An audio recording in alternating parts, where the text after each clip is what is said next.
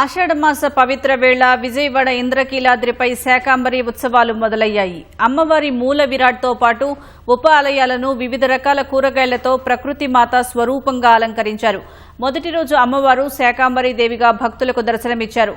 లోకమంతా సుభిక్షంగా ఉండాలని, వర్షాలు సమృద్ధిగా కురిసి పాడి పంటలతో వర్ధిల్లాలని కాంక్షిస్తూ టన్నుల కొద్దీ కూరగాయలు, ఫలాలతో అమ్మవారిని అత్యంత రమణీయంగా అలంకరించారు.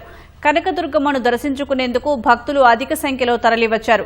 భక్తులకు ఎటువంటి ఇబ్బందులు కలగకుండా ఆలయ అధికారులు భద్రతా ఏర్పాట్లు చేపట్టారు.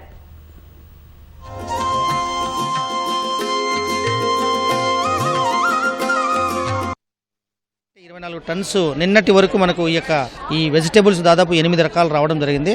ముఖ్యంగా ఈ శాకాంబరి ఉత్సవాలు దిగ్విజయంగా జరగడం కోసం మా పై అధికారులు, మా కమిషనర్ గారు కానీ, మా మంత్రి గారు కానీ, ముఖ్యంగా సీఎంఓ నుంచి కూడా ఎక్కడ కూడా ఎలాంటి ఇబ్బందులు లేకుండా ఈ శాకాంబరి ఉత్సవాలు జరపాలి, వచ్చే భక్తులందరికీ కూడా అన్ని సకల సౌకర్యాలు కల్పించాలి. ముఖ్యంగా ఈ అలంకరణ చూడడం కోసం ఎక్కడెక్కడి నుంచో వస్తారు.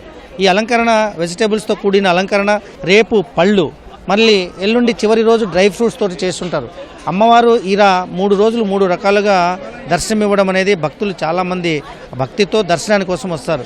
సో వచ్చిన భక్తులకు ఎక్కడ ఇబ్బంది లేకుండా చేయడం కోసమే మేము ఉన్నాము. పూర్తిగా కూరగాయలతో చాలా పవిత్రంగా చేసే కదంబ ప్రసాదం, ఈ కదంబ ప్రసాదం స్వీకరించడానికి కూడా చాలామంది భక్తితో ఇష్టంగా వస్తారు.